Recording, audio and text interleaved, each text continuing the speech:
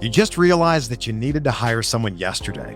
How can you find amazing candidates fast? Easy. Just use Indeed. When it comes to hiring, Indeed is all you need. Stop struggling to get your job posts seen on other job sites. Indeed-sponsored jobs help you stand out and hire fast. With sponsored jobs, your post jumps to the top of the page for your relevant candidates so you can reach the people that you want faster. And it makes a huge difference. According to Indeed data, sponsored jobs posted directly on Indeed have 45% more applications than non-sponsored jobs. Plus, with Indeed sponsored jobs, there's no monthly subscriptions, no long-term contracts, and you only pay for results. How fast is Indeed? Well, in the minute I've been talking to you, 23 hires were made on Indeed, according to Indeed data worldwide. There's no need to wait any longer. Speed up your hiring right now with Indeed. And listeners of this show will get a $75 sponsored job credit to get your jobs more visibility at Indeed.com/BWN. Just go to Indeed.com/BWN right now and support our show by saying that you heard about Indeed on this podcast. Indeed.com/BWN. Terms and conditions apply. Hiring? Indeed is all you need. Welcome into another edition of the James Boyd Podcast. I am James Boyd, joined by my editor, Jim Aiello. And Jim, the NFL schedule is out. The announcement for the announcement actually happened. So my favorite. It's my favorite time of year, man. Yeah, I'm so pumped for this. Getting to know the order of the games that we already knew were coming. I just love it. Just love it. You don't love, spending your evening away from your family and messaging me about, hey, did you get this last little paragraph in about the schedule and our, quick story? But jokes aside, it was an eventful evening for the Colts, and I should say morning as well. Yeah. So before we dive into the Colts schedule, let's talk about the most ridiculous story that I probably had to do in quite some time on this beat. Now, mind you, this is in between the Pacers punching their ticket to the Eastern Conference Finals and the Fever beginning their championship level season, as many believe it could be, Saturday. So in between these franchises that are doing the right things, you have this other franchise, the Colts, that feel like little brother getting in trouble because they posted a Minecraft-themed schedule release video that was promptly taken down for multiple reasons. Schedulegate. Schedulegate. So excited. These are everything. We've gotten to the point now where everything's a gate, so I'm going to throw it on there. Let's do it. It's Colts Schedulegate. It is. And honestly, I'll start with this and feel free to, toss it back to me. But when you saw this morning, because we had to flesh this story out a bit, and the Cliff Notes version is that, that video is never coming back. They kind of got in some hot water for it involving Tyreek Hill and a crude joke that they made about him. And also, you probably should ask for permission when it comes to using copyrighted things. But when you wake up in the morning in Chicago and you see in our Slack channels, a new channel for the Colts' deleted schedule release video, what is your reaction to that? Because I think I woke up to the same thing of like, oh, wow, this might actually be like a bigger deal. Because I knew last night that they had like deleted it, but then I was like, oh, this is actually like probably pretty newsworthy. Okay, so my first thought was this is so freaking stupid. And not that we have to deal with it, because it's a news story, and I understand that's how this works, and that's our business, so I'm not complaining about that. Yes. What I did start thinking about was, I started thinking about Chris Ballard. And I started thinking about how he has probably nothing to do with the schedule release and wants probably nothing to do with the schedule release. And now his day is going to be taken up by the schedule release and the video that the Colts put up. And he's going to have to deal with whoever was responsible for not getting permission from Microsoft and then from putting out in a pretty insensitive, whoever said, insensitive joke about Tyreek Hill, definitely do it. Even though I guess we find out later Tyreek Hill's fine with it all. Whatever. I wouldn't want to be a person that works in the social or communications departments of the Colts today. That was my first thought, was like, all you need to do is get through the day and then you could enjoy your summer for the most part, and you couldn't even do that. Like, what a stupid time and way to shoot yourself in the foot. Like, just to look like an embarrassing organization. Again, it's not that big a deal. Again, I'm not trying to blow it out of proportion, but just like, now you're in the headlines for the wrong reasons. Like, why? Why? Yes. There's no need for this. It's so needlessly stupid, but here we are. So Yes, you know what? I was thinking, that was my wow. reaction. Yes, and I was honestly, we were twins in that regard because I'm thinking to myself, this is so stupid. I'm on air at 107.5 The Fan, and I'm trying to do my thing there, and I'm looking, and I'm like, wait a second, man, like this might actually be a thing. Let me reach out and try to get a statement, and obviously I got one, and the part that I was thinking this last night because I did react to the Tyreek Hill part, and for those who aren't familiar, Tyreek Hill was arrested pregame before the season opener last year for the Miami Dolphins, and it was a very controversial arrest. The video went viral. It raised questions about police overreach and maybe just them overstepping with a citizen, quite frankly, because in that moment he's not a football player. And the video is pretty damning for the officers. The 2 traffic violations that Tyreek Hill ended up getting were dismissed. And, he ended up making a joke about it. He caught like an 80-yard touchdown pass hours later in the game, made a joke about it and all those things. But again, it was a pretty serious conversation because at first, he put out statements. He talked about it. He was not happy about this whole situation. And it was not a good video at all. We've seen, honestly, a lot in this country when it comes to police and people of color and black people and things like that. But where the Colts kind of put themselves in some hot water was this year to announce the video release and the schedule release. They used the Minecraft theme to basically make a dolphin that had like the number 10 and then the word Hill on it to identify as Tyreek Hill being stopped by the Coast Guard. And, they have this animated police officer or Coast Guard officer folding their hands and looking like, Tyreek is in trouble. It's a joke. It, to me, probably wasn't like that big of a deal. But in the context of, this guy has actually been, involved with some questionable police work, yeah, that is not probably the way you want to go when it comes to schedule release. Now, I say all this, and for those listening, they're probably rolling their eyes like, oh my gosh, are you trying to defend Tyreek Hill? No, I am not. Tyreek Hill has a very checkered and questionable past and has done a lot of things that will make you think that he maybe isn't, the most stand-up human. Like, that's all well documented, but 2 things can be true. Like, he might not be the greatest person off of the field, and I would venture to say he is not, but also you probably don't want to make a joke about any type of legal incidents when it comes to the Colts, or not the Colts, but when it comes to football, keep it football, keep it to on the field. I know people are probably thinking, oh, well, the Chargers did their video and they made fun of Anthony Richardson for tapping out. Yes, tapping out of a football game, nothing to do with off the field incidents. And so, we are living in a different time. If this was 20 years ago, this wouldn't be an issue, but it is. And I think the part that, that to me is like the more spicy headline, did you give him bulletin more material? Is it a huge deal? But as I was talking to you, Jim, and I think I kind of, laid it out to you before it kind of came out publicly, the bigger issue and why the statement, which I will read aloud to you all, which, if you don't know anything about what's going on and you hear this statement, you probably raise your eyebrows a bit more because you're probably going, wait a second. I thought this had just only had to do with Tyreek Hill. But the statement the Colts put out was, we removed our schedule release video because it exceeded our rights with Microsoft and included an insensitive clip involving Dolphins wide receiver Tyreek Hill. We sincerely apologize to Microsoft and Tyreek Hill. Obviously, Tyreek Hill hopped on Twitter and was like, Coach should have kept it up. It was funny. But here's the thing. They couldn't because why, Jim? Yeah. They did not get it cleared by Microsoft. Like, what are we doing? Yeah, I mean, that's like 101. Like, if you're going to use somebody else's IP, you got to ask for permission. Like, I don't, it's not hard.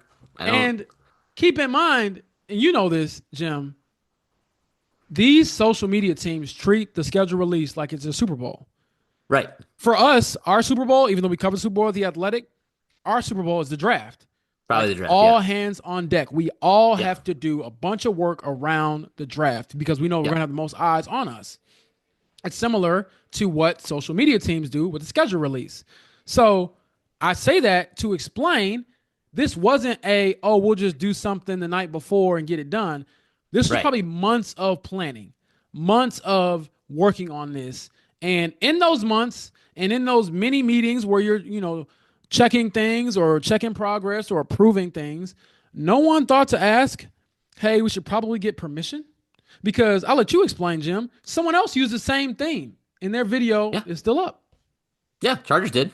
Chargers did a Minecraft themed video, and they had permission. They put a little I don't even know, like, graphic up that said they had asked permission to use Minecraft, and they got that.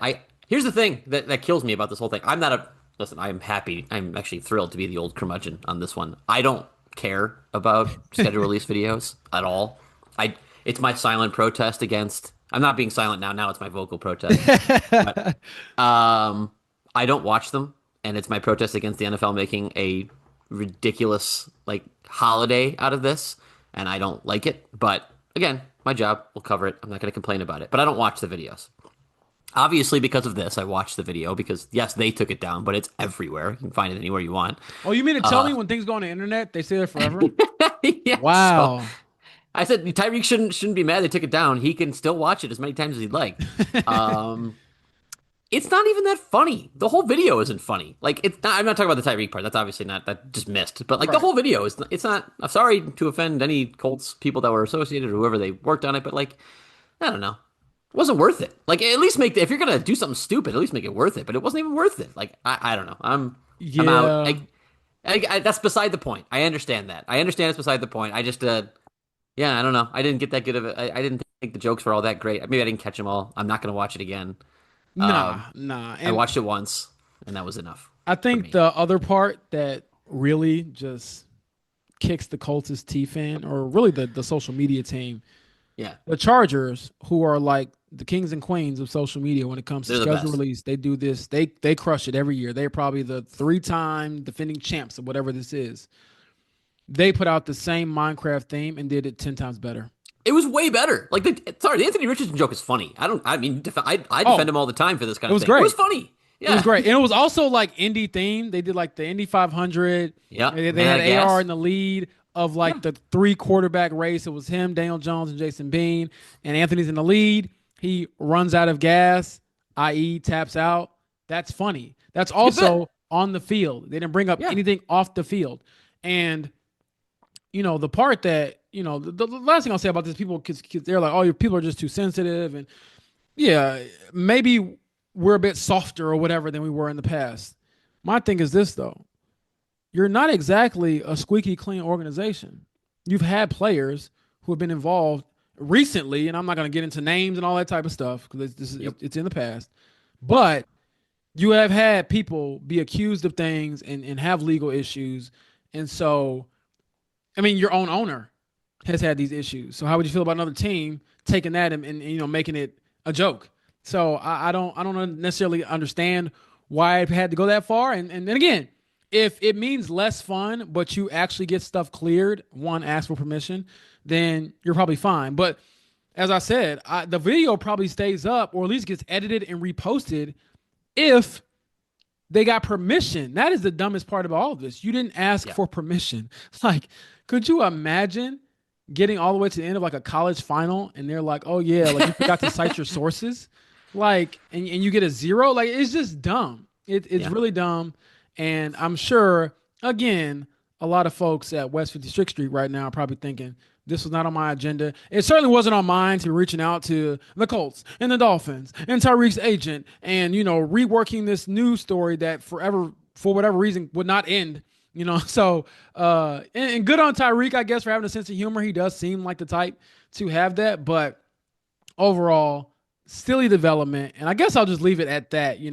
For those who want to see it, the internet is free. You can go out there. You can find it. You can share your thoughts. Feel free to, respond in whatever way you feel necessary, because I certainly have thoughts on it. And I'd like to hear yours because, to me, I don't understand how the Colts could do this. And last thing, it just makes you look like little brother of the city. Yep. The little misfit child, because I'm thinking to myself, the other franchises are serious and you look completely unserious. Now, is this going to follow you forever? No. Will I remember this after a week? No. But it's just a window into like the state of how goofy the Colts look right now. Right? Am I is that a fair statement? Like, no, that's what I mean. This is the thing. Like, Chris Ballard or whoever else is going to have to deal with this now. It's going to be something that he's going to be like, why do we look stupid today? Like, what was the point of that? And it's just like it's just needlessly dumb and frustrating for, like you said, an organization that, I mean, we can transition to this. They're not getting a lot of national love a lot of the time. They're not getting a lot of national attention, not getting primetime games, that many of them, that kind of thing. Like, so I when hadn't you thought do about make that. headlines, That's a good point. Yeah, when you do make headlines, you want it to be good, and instead they get into the headline. Like the recent national headlines they have made is Anthony Richardson tapping out, the owner getting, going through what he's going through, this stupid thing. Like these are the ones that are like the biggest headlines. And a quarterback competition between two dudes who aren't good or haven't been good the last couple of years. You just realized that you needed to hire someone yesterday. How can you find amazing candidates fast? Easy. Just use Indeed. When it comes to hiring, Indeed is all you need. Stop struggling to get your job posts seen on other job sites. Indeed sponsored jobs help you stand out and hire fast. With sponsored jobs, your post jumps to the top of the page for your relevant candidates so you can reach the people that you want faster. And it makes a huge difference. According to Indeed data, sponsored jobs posted directly on Indeed have 45% more applications than non-sponsored jobs. Plus, with Indeed sponsored jobs, there's no monthly subscriptions, no long-term contracts, and you only pay for results. How fast is Indeed? Well, in the minute I've been talking to you, 23 hires were made on Indeed, according to Indeed data worldwide. There's no need to wait any longer. Speed up your hiring right now with Indeed. And listeners of this show will get a $75 sponsored job credit to get your jobs more visibility at Indeed.com/BWN. Just go to Indeed.com/BWN right now and support our show by saying that you heard about Indeed on this podcast. Indeed.com/BWN. Terms and conditions apply. Hiring? Indeed is all you need. People chuckle at the Colts right now in a lot of ways. And again, there's a lot of reasons to think that they can overcome that. We'll get into that because I actually think their schedule is light and I think that they can perform well this year. But I just think that every time they seem to make a national headline, it's not the reason you want it to be for a national headline. So it is what it is. It's like you said, and again, with the Pacers doing what they're doing and everybody's, the Indy 500 is happening and that's, it's just like, they just look stupid in front of a lot of people. So that's what it is. But why? But let me ask you, broke down the schedule. Yes, I for did. The Athletic last night. You guys can all check that out on the Athletic. It was very thorough, like I said, some really good stuff in here. Honestly, like I said, I know it's silly, and I complain about the silliness of the event, but I do think it's fun to kind of look at. You get a chance to look at this team as a whole, the season as a whole, and analyze a little bit. And I mean, I'll just start with week one. Like they get the Dolphins at home. They don't win openers very often, but I feel like it's a winnable game. The Dolphins have bled a lot of talent. Obviously, I know you mentioned in your story they're bringing Kenneth Grant. He should help with the run defense a little bit. But, who knows what happens with Jalen Ramsey at this point. They still might trade him. Their corner depth chart isn't very good. People who don't know, I'm like the unofficial Dolphins beat writer here when we do like all 32. So I know a little bit about the Dolphins. And like I said, it's been a rough offseason for them in terms of trying to maintain that level of they've run kind of a stars and scrubs lineup for a while. And it's been hard to kind of maintain that. Now, they had some draft picks this year, and they made some interesting ones. I like Kenneth Grant, the guard from Arizona that they added. I liked, even though they traded up for it, so the value was not great. But still, not bad. But again, I still think it's a game that is winnable. Like, you're not starting... Oh, I don't even know. I don't even know what game is not winnable on this Colts. At the Chiefs. You're not starting at the Chiefs, where you're just like, okay, 0-1 for the Colts. You know what I mean? Like, it's not one of those things where the Colts are counted out. So, I don't know... Your thoughts on can they break the streak this year? Can they win a freaking opener? And just once in recent memory would be good. You wash your mouth out with soap right now, okay? Because I don't believe it. I just don't believe it. And honestly, I was thinking if they open the season against the Titans, there's your like season opening win, rookie quarterback. Yeah, maybe you're able to get a dub there. But now that you've given Tyreek Hill bulletin board material. I say that tongue in cheek as if he's even going to remember this months from now. Not going to care. I think this could be a tough game for him. I know their defense is revamped. Obviously you have Javarius Ward now. You got Cam Bynum. Kenny Moore is going to be utilized in a different way under Lou Anarumo. And obviously you've added like JT Tuimoloau on the D-line. Samson Ebukam is back from the Achilles. Like you have some pieces there. Questions at linebacker, which we'll get into. But I think about that Miami Dolphins game from last year. Yeah. They won 16-10. It was ugly. Quarterbacks were Snoop Huntley and Tim Boyle. And Jalen Waddle and Tyreek Hill combined for 2 catches for 19 yards. because they didn't have anybody throwing the ball. I mean, it was me and you out there. So I could see them, especially early on, because you're going through some changes on defense. Maybe, like, I would venture to say, this isn't like a hot take, but the defense, the connectedness that you would hope to see probably won't be there in week 1 versus in week 11. You know what I mean? So I would expect this to kind of be a growing pain for the Colts, and I wouldn't, expect them to come out and win that game, honestly. It also comes down to who you have at quarterback and what they can do, because to me, the one of the strengths of this Dolphins defense is their defensive line. They have a couple of guys, and I'm not saying they're going to be some formidable defense overall, but when you get a guy like Kenneth Grant in there and you got some other people coming back from IR, I believe Jalen Phillips is coming back from IR. Yeah, Zach Seiler is a really good player still. They got, Exactly. So they have some pieces there that'll force you to throw the ball, and I don't know if I can trust them to get it done. And then, quite honestly, Mike McDaniel, he usually is able to get his team put up points when they have Tua. Well, that's what I was going to say. It was like, normally I always think too, like the Dolphins, especially last year was a little different, but they tend to start off hot and then fizzle down the stretch. So if you're going to play the Dolphins, you want to catch them on the back end of the schedule once like a lot of their wrinkles and weird stuff that they're doing, you've got film on. A lot of times Mike McDaniel comes into a new season with something funky, something teams haven't seen before, and that might be, as you mentioned, with like Lou Anarumo's defense still kind of figuring it out as they come together and want to play. Again, he wants to play all these new looks. He wants to do all this different kind of stuff. That'll be, there are going to be some growing pains there. Plus, you're going up against a guy like Mike McDaniel who might have some new funky stuff to throw at you. That could be a tough matchup for them. And as you said, Dolphins aren't going to be the only team that gears up to stop the run, man. It's going to be every one of them. It's going to be Denver the next week, and Tennessee, and the Rams, and the Raiders, and the Cardinals. Every one of those teams is going to gear up to stop the run until whoever the quarterback is proves they can beat him through the air. That's just what it's going to be. 1,000%. I totally agree. And I think that their early season schedule, and I'm laughing because I'm looking at their preseason schedule, and I was like, oh my gosh, for a second, I'm like, they're about to lose all these games. Their preseason schedule is at Ravens, at home against the Packers, and at the Bengals. And I was like, oh my gosh, is this the real schedule? But no, that is the preseason schedule, because I was like, that's 0-3.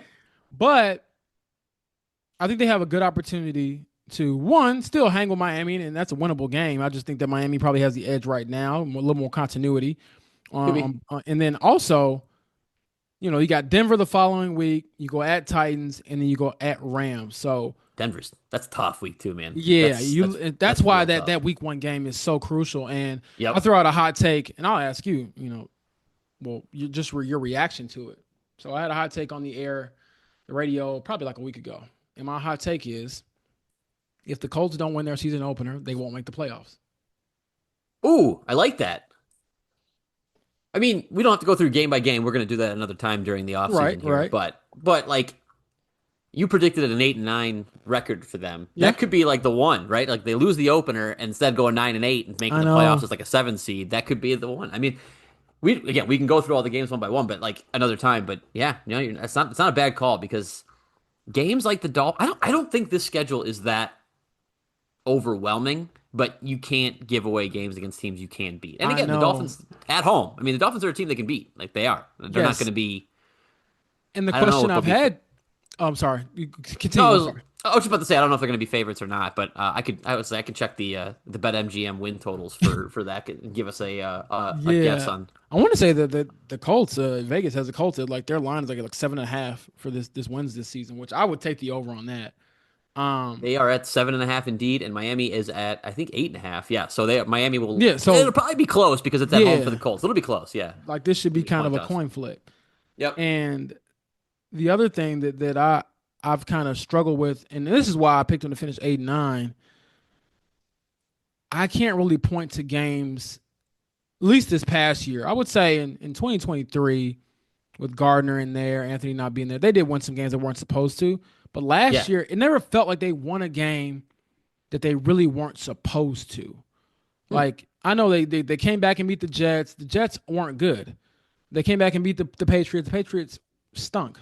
So I can't think of like any wins where it's like, man, you probably shouldn't have won that game, but you found a way to do that. And so I'm looking at their schedule. Yeah, it's a lighter schedule. But, for example, a game at the Rams, week 4. You're probably not supposed to win that, but you need to flip some of these wins into or some of these perceived losses into victories. I'm looking at the Steelers. If Aaron Rodgers is their quarterback, would you be favored in that game? Maybe not on the road. It's getting cold out in November.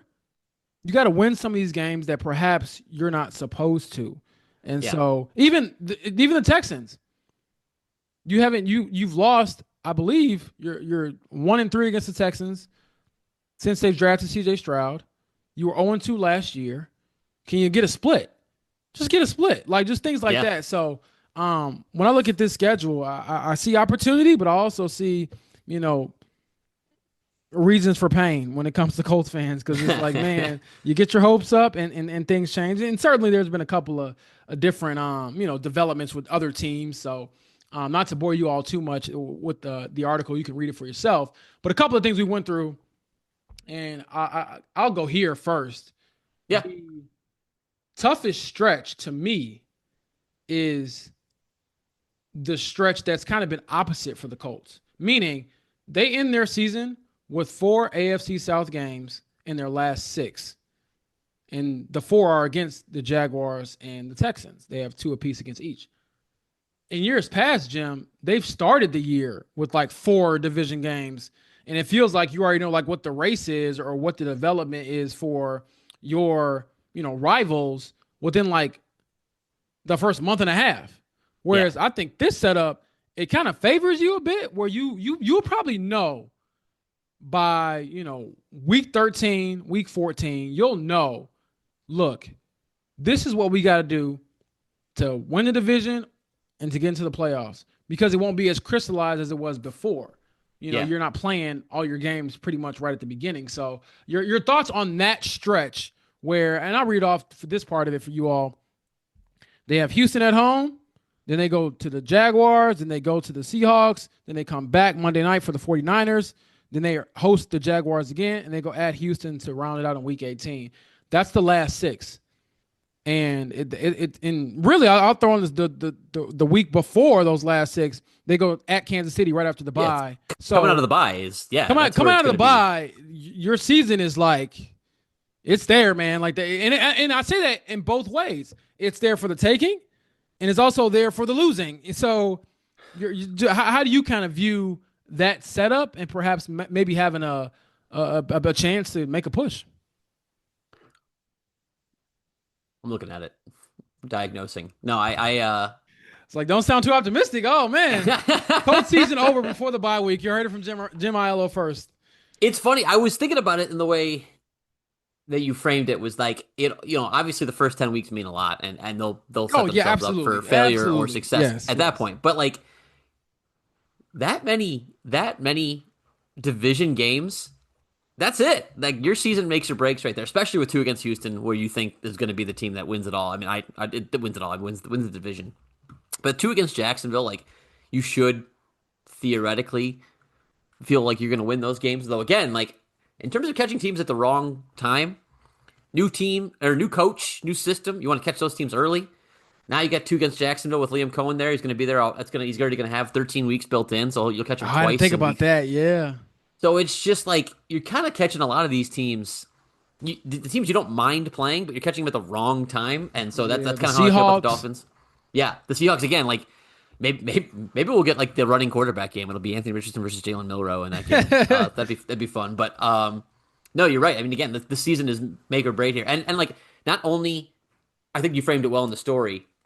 Not only are these division games so important, obviously, but the ones in between that aren't division games are going to be real tough games. Like so kicks off with the Chiefs, obviously. Then you got 2 division games. Then you get the Seahawks, who, again, say what you want about Sam Darnold, that's fine, but that defense is going to be really good. Like Mike McDonald does a really good job, and that defense has taken a step forward. They're going to be really good. Then you get the 49ers, who I think a lot of people are predicting to come back with a vengeance this year. They have an easier schedule. They're going to be healthier. I think they're going to be a lot better this year and back to being kind of the 49ers of old. Could be wrong, but those are the teams you're talking about in between then going back to the Jaguars and Texans. So there's no rest for the weary here. I think after that Week 11 bye week, we're gonna find out a lot about the Colts. So when you sent that, I was like, yeah, this is definitely the toughest stretch. Like you come out of this and you'll find out quickly whether or not they're for real. And they can get exposed on prime time. I mean, they're playing against the 49ers on prime time in that stretch. Like that could be a huge game for determining their playoff odds at that spot. So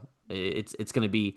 I think that's. If I'm remembering correctly, they had a rough late national game against Minnesota last year. I think Joe Flacco played in. Right? Yep, that was It the his first starter game. after Anthony got benched. Right, and everyone got to see, okay, is this decision smart or stupid? And boy, did it not look good for the Colts. Again, just one of those things where national spotlight didn't make the Colts franchise look like the smartest franchise in the world. So, yeah, it's going to be a really interesting back end. But I know, again, I don't want to overlook the front stretch, but you're not wrong. Like this is going to be what makes or breaks them during 2025. Yeah, I mean, I'm excited for it. The schedule itself, they're traveling a lot. I know, before the schedule officially came out, there was a theory thrown out there like, man, would they have a back-to-back in LA to have less travel and play the Chargers and the Rams in back-to-back weeks? That is not the case. So they will be going to the West Coast twice on top of going to Berlin where they'll face the Falcons in Week 10. So looking forward to that. That should be a lot of fun. And also, the last thing I'll throw out there, Jim, do they get it done in Duval County? Do I go down to Duval County and I don't hear Duval? You can hear Liam Cohen do it. At least the Colts got that one into their video, so I'll give them that. Yeah, that's still funny. No, I'm gonna say no. Why would I say yes? It's been a decade. That's true. Like, it's such a bizarre streak. Yeah, it's I'm not. Weird. It isn't even because, like, I know Reggie Wayne always says, "Oh, we beat the crap out of the Titans when I was playing." Because you were Peyton Manning and you and Marv, like you guys were loaded. This is one of the most bizarre streaks in all of sports. All of sports. I am willing to say that. Shutouts, different quarterbacks, good quarterbacks. Andrew Luck. It doesn't matter. They go down there to Duval County, and I don't know if they put something in their drinks. I don't know if it's the heat. I don't know if it's just bad juju and bad karma, or somebody with a voodoo doll in the crowd just poking at each guy. They cannot win there. So you just realized that you needed to hire someone yesterday. How can you find amazing candidates fast? Easy. Just use Indeed. When it comes to hiring, Indeed is all you need. Stop struggling to get your job posts seen on other job sites. Indeed sponsored jobs help you stand out and hire fast. With sponsored jobs, your post jumps to the top of the page for your relevant candidates so you can reach the people that you want faster. And it makes a huge difference. According to Indeed data, sponsored jobs posted directly on Indeed have 45% more applications than non-sponsored jobs. Plus, with Indeed sponsored jobs, there's no monthly subscriptions, no long-term contracts, and you only pay for results. How fast is Indeed? Well, in the minute I've been talking to you, 23 hires were made on Indeed, according to Indeed data worldwide. There's no need to wait any longer. Speed up your hiring right now with Indeed. And listeners of this show will get a $75 sponsored job credit to get your jobs more visibility at Indeed.com/BWN. Just go to Indeed.com/BWN right now and support our show by saying that you heard about Indeed on this podcast. Indeed.com/BWN. Terms and conditions apply. Hiring? Indeed is all you need. Even their last playoff season was 2020. That was the Phillip Rivers year, and he looked terrible in game one. It was the first game of the season. He went down to Jacksonville, and they lost. I think he threw 2 or 3 picks in that game. It was bad. And then they go on to make the playoffs, but even in a team where they have a good year and a good quarterback, doesn't matter. The place is cursed. My first year covering the Colts in 2022, they went down there in week 2 with Matt Ryan and didn't score a point. 24-0. They scored as many points as me. Yes, I'm like, they did not score. You know how hard it is not to score in an entire game? Like, and you're putting your body on the line. So we will certainly monitor that throughout the season. And obviously, when it gets to that time of the year, I'm telling you now, just get ready for the, oh my gosh, the Colts haven't won here in forever story. Because I just looked at that Rivers game. Sorry. He threw 2 picks and he threw for 363 yards. But I just wanted people to remember how weird it is. Gardner Minshew started that game for the Jaguars. 19 of 20. One incomplete pass in that game for 173 yards and 3 touchdowns. Just destroyed the Colts. It's Gardner Minshew. Colts legend, Gardner Minshew, by the way. That's what I'm saying. Minshew Mania was alive and well back then. So just crazy, weird times for sure. So yes, if you'd like to know more about the schedule, check out my story on it. Obviously, digest it yourself. I did ask for reactions on Twitter, so if you Yep. have some, feel free to share them. And my hot take is that any of these 4 p.m. kickoffs and all that stuff, these West Coast trips. And again, I can't really complain because I'll be on the West Coast, so for me, it'll Yeah. be like the same time. But for people who are in our market, 1 p.m. me. The 1 p.m. kickoff time is as God intended. You get out of Yes. church, you might have gone to the park, did a little shopping, whatever the case may be. Even if you're not that religious, usually that 1 p.m. is sweet because the It game, is sweet. that game is over by 4. If you're a diehard Colts fan, you're done stressing by about 4:30, and then you can kick your feet up for the Sunday night game and watch it stress free. And usually for me, that means I can get back to my hotel room and find some food, after covering the game. So I guess the trade-offs to not having a ton of 1 p.m. games or all the 1 p.m. games that we had last year. Got a couple of 4 p.m. games, but still no real primetime love. Just that one Monday night game against the 49ers, which can be flexed out depending on, where the Colts are at that point in the season. I do want to throw that out there. So You're not wrong. I've said it before. Week 10 is what? Week 10 is when we go to Berlin. Yeah. I threw it out there on the radio the other day. Who's going to be the quarterback for Week 10? No one knows. Jones. We do not know that. And then we also obviously just don't know if they'll still be in the hunt for a playoff berth and warrant the flexible Monday night game. So we will certainly see on that front. On the timing thing, I'm gonna say I can't commiserate with you too much because I end up feeling worse for Texans fans. I don't know if you saw. I actually didn't look at their schedule. There is a Monday night game against Seattle in Seattle. Okay. That game starts at 9 Central, 9 in Houston time. Ooh, Lord. 9 Okay, p.m. yeah, Eastern. I'll take that So back. 10, Yeah. 10 Eastern. That's 10 horrible. Eastern for anybody. You can't if you're on the East Coast and like go. I mean, yeah, Indy, you guys. If you guys want to watch Texans Seahawks, I think it's week 7. Don't go to bed. Film. I might be tape the it and- degenerate that actually watches because they are a division rival. But that is Yeah. weird. Wow, I didn't know that. Wow. There Ooh, are that's 2. tough. I think tough. it's the Monday night games where they're doing 2 in the same night, I believe, and they pushed them. Yeah, the West Coast ones. There's 2 of them that are going late. So anyway, Houston has a 9 o'clock game. They're what kids fans or Texans are going to stay up for that game? They will not. No My chance. mom's gonna be like, you gonna get in that bed, you gonna watch Sports Center in the morning, and Yep. and that's pretty Yep. much it. Wow, that is rough. And of course, if you are, because I feel for some of our, my friends who do blogs or the reporters that don't always travel. If you have 2 of them, all those things, it's like, man, that's a late night. So Late you gotta night. get the coffee going. It reminds me of the draft, honestly, with some, how late you might be up that type of night. Brutal. But for my guys who cover the team and people who are fans of the Texans. Colts fans are going to tell you that's what you get. So, Yeah, you win 2 divisions titles in a row. right. No one feels bad for you You anymore. can't Yeah, complain so- about it. You got the quarterback, you got the playoff wins, one in each of the last 2 seasons. That's what comes to the territory. So before we get out of here, I do want to discuss, or at least talk about, we saw the rookies, we saw them in Yeah. action. And my first reaction, Jim, to seeing Tyler Warren in action was, wow, that is a big dude. That is a big brother. I think that, many quarterbacks, no matter who it is, whether it's Riley Leonard, his rookie minicamp quarterback, or Daniel Jones or Anthony Richardson, they will like throwing to that guy because he is a big target. And I'm sure when you saw my byline for my first takeaways from minicamp, you were not surprised to see that, oh, by the way, Tyler Warren looked like a dude. He did. Yeah. He did. He better. I mean, that's the idea, right? Like they picked I love him. threatening Jim. I'll tell Tyler you said that. I'm like, you know what? This guy in Chicago, man, he's really on your case, man. You got to talk to him. You picked him to be kind of an instant fix, right? The over-the-middle offensive weapon that you Yes. needed, Yes. and you drafted a tight end, which is kind of risky for Chris Ballard because he doesn't usually take non-premium positions early. Obviously, Quentin Nelson's an exception, but doesn't usually do it. Likes to invest in the offensive defensive lines, and went with Tyler Warren. So it better work.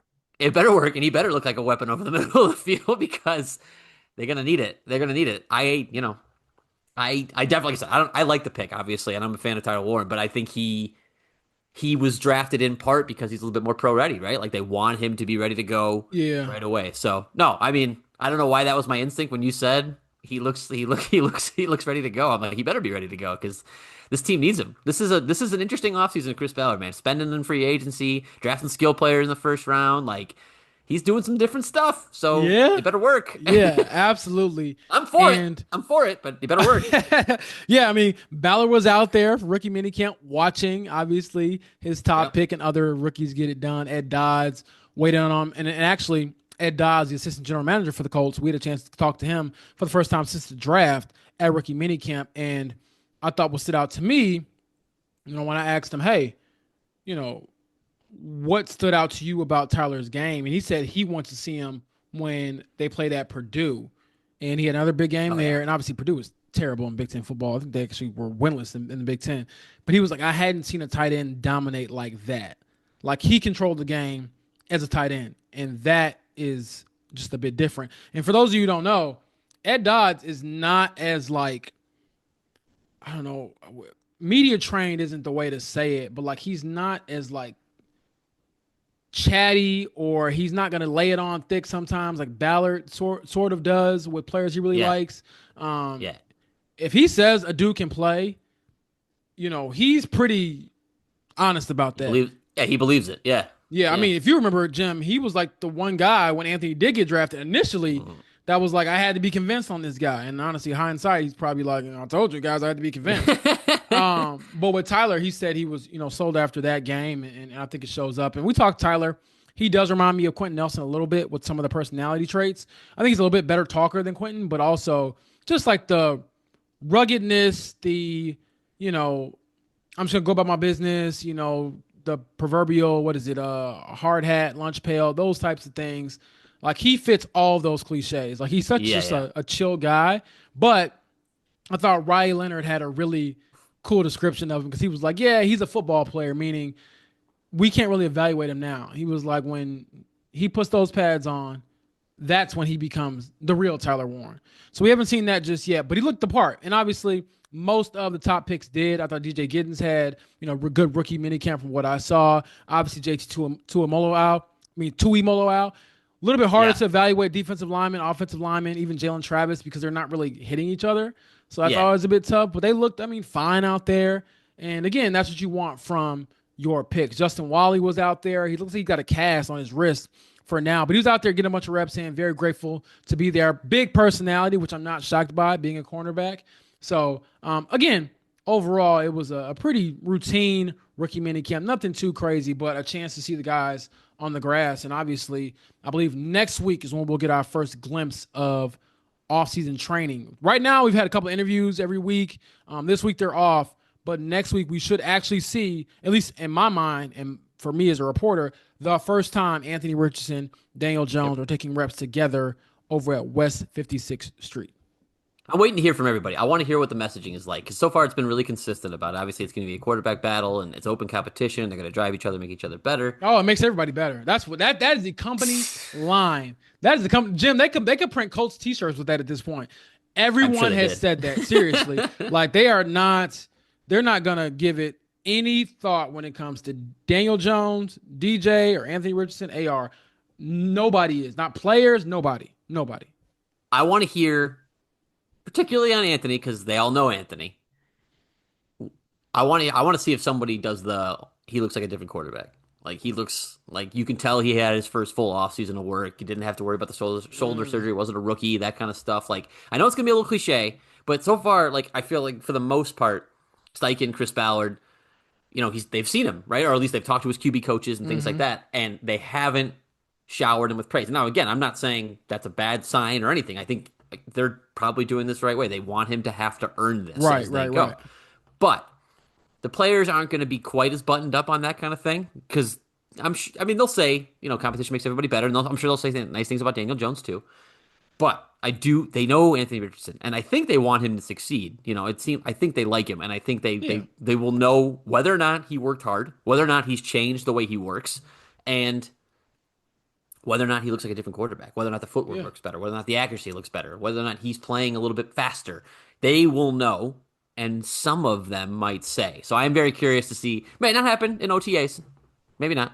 But I am curious. I think that's the thing I'm entering OTAs like the most curious about is what are they going to say about the new Anthony Richardson, the one who had a full offseason. Absolutely, and I'll even piggyback off of that and say,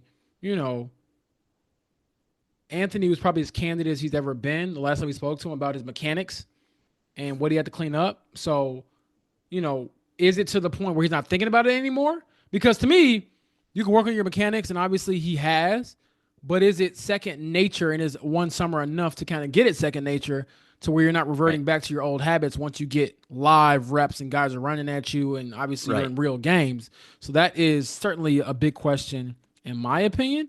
And also, again, you got a guy now who is there to push you and to take your job, quite frankly. He's not here to sit on the bench, Daniel Jones.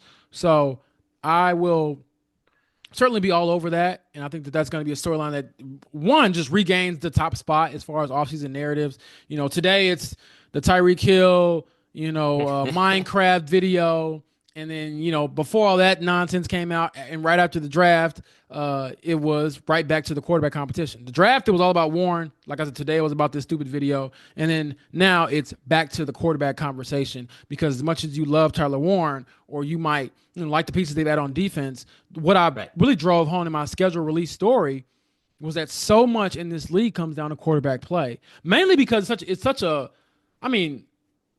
the one thing the NFL I'll give them credit for is there's usually pretty good games no matter what the teams look like. Like, it's very rare you get an NFL game where it's like a 30-point loss or like it's a blow. Most of these games are being decided in the fourth quarter by the teams that have the better quarterback. And so can your quarterback play get you over the hump and end this 4-year drought? Because, again, it's been agony. It's been disappointing. Every year Jim Irsay comes out and says some variation of, this will be better, this will be different. And it's not. It's not different. It doesn't feel any different. Yeah. So there's some different moves this offseason, obviously. A lot of them on defense, bringing in another quarterback. So what does that all mean? I'm excited to kind of digest it. And, man, it is weird to see them have, just go through this quarterback thing. Yeah. And not really have an answer. And I throw out questions like in jest, but I'm actually not joking. Like, who is going to be their quarterback by week 10? Yeah. Will that same quarterback be the quarterback in week 15? I'll ask you last question before we got it here. I'll throw this out there because shout out to Kevin Bone, who I love. He mentioned this, Jim, and an interesting dynamic. Would you rather be the starting quarterback in week 1 or the runner-up, knowing that if the starter struggles, it will get very loud for you to start, internally or from the fan base? Because it's almost like if you're the runner-up, you're the guy that publicly, the fan base at least, loves because you didn't mess up. So, because my instinct was immediately to say you want to be the quarterback week 1, but it is interesting to see you can be the savior hero guy. I'm looking at the schedule and I'm like, man, if you struggle against, it's not like it's a favorable schedule early. It's not terrible, but I'm like, man, if you lose to the Dolphins, you stink it up against the Broncos, you usually have particularly good defense. The Rams give you some trouble. Yep. You're 1-3 after a month. Eesh. I still think my answer is you want to be the quarterback week 1 because that means you've earned it, and then you can hang on to the job, right? Yeah. But you're right, because even if you play well for 3 weeks and your 4th week is bad, that's not going to calm, you know what I mean? Say Anthony Richardson wins the job and he plays well for 3 weeks and then the 4th week is bad. People are going to start whispering about Daniel Jones no matter what. And then the 5th game better be better. Otherwise, we're going to have you. It's going to be the first question that you guys ask Shane Steichen after almost every game, honestly. Yes. After every game, I should say that a quarterback is even mediocre to bad. Anytime the quarterback's mediocre to bad, that's going to be the question every time. And then they might make a change. They might make a change back because we know this team, they just flip it back and forth on who they start quarterback. Yeah. So yeah, that's a really interesting question. I have one for you. Okay. Before we go, this is a quick one. Can the Pacers win the NBA title? Whoo! Oh, now you got the juices flowing. Yeah. I'm going to say yes. They can. Okay. They can. Now, I still wouldn't pick them to be the favorite to win it because OKC is still alive and Denver and obviously Minnesota moved on. I think they would actually match up pretty well against Minnesota. But OKC, I'm like, man, they've been the best team in basketball all year. If they come out of the West and the way they performed against the Pacers this past year, they were, at least in those games, they were better. Like they were like much better. Now it's been a lot of time since then, but I think this opportunity is about as good as it's going to get for a Pacers team that, unlike other teams, hasn't spent a whole lot of money on their roster. I think they're like, I want to say like the bottom 5 in spending for their roster. So this like little engine that could, this is it. And then the injury to Jason Tatum, I think Boston, even if they do somehow, force a game 7 and get into the conference finals, they're not the same team. Yep. I just feel like they just graduated and they're in great freaking shape. They wear you down, they beat you up, and they're so balanced. I saw a stat today, Jim, where it's like the Pacers have, I believe, like 5 guys averaging at least like 14 points in the playoffs through their first however many games. Like that's insane to have that kind of balance. And they've only had one 30-point scorer the entire time, which is rare for the Pacers and rare for any team to get this far and not have like one guy having to carry the scoring load like that. So yes, they can win an NBA championship. Some Pacers listeners might be like, or fans, they're like, you said on the radio the Cavs in 6. I did. I owned it. I'm sorry. Wear it. I mean, I'm not even sorry about it. I picked the best team in the East to win the series. It is what it is. Fight me about it. Don't do that for real. I don't want to fight. But, it's a good question. And it's one that I'm excited about. I'll be doing Pacers and Racers, Indy 500, and the Sunday after this one. And then that night, they will have game 3 of the conference finals. So, if the Knicks are able to pull it off, it'll be like a classic rematch of, 2 rival teams in the conference finals. I believe the Knicks haven't been to the conference finals in almost 25 years, I believe. And so, yeah. Was that against the Pacers? Was it 2000? I want to say it was. Yes, it was. I think that's the last time they played in those back-to-back Eastern Conference Finals. I want to say. Exactly. But, so that would be crazy. And then if Boston gets through, they're the defending champions. That's also an interesting storyline. So you got me rambling, you got me excited, and I'm locked in, baby. It's going to be fun. It's been a lot of fun to see this team take that next step and kind of galvanize the city because, like I said, there's a lot of positive things going on. You got that. You got Indy 500 coming up. You got the fever season starting up with high expectations. And then you got these Colts. Can they figure it out in 2025? We'll see. So for those of you all listening, thank you all so much for hanging out with us. We'll be back very, very soon. Until then, take it easy, my friend. And remember, always ask permission before you use other people's work. See you later. Finding great candidates to hire can be like, well, trying to find a needle in a haystack. Sure, you can post your job to some job board, but then all you can do is hope the right person comes along. Which is why you should try ZipRecruiter for free at ZipRecruiter.com/zip. ZipRecruiter doesn't depend on candidates finding you. It finds them for you. Its powerful technology identifies people with the right experience and actively invites them to apply to your job. You get qualified candidates fast. So while other companies might deliver a lot of hay, ZipRecruiter finds you what you're looking for. The needle in the haystack. See why 4 out of 5 employers who post a job on ZipRecruiter get a quality candidate within the first day. ZipRecruiter, the smartest way to hire. And right now, you can try ZipRecruiter for free. That's right, free at ZipRecruiter.com/zip. That's ZipRecruiter.com/zip. ZipRecruiter.com/zip.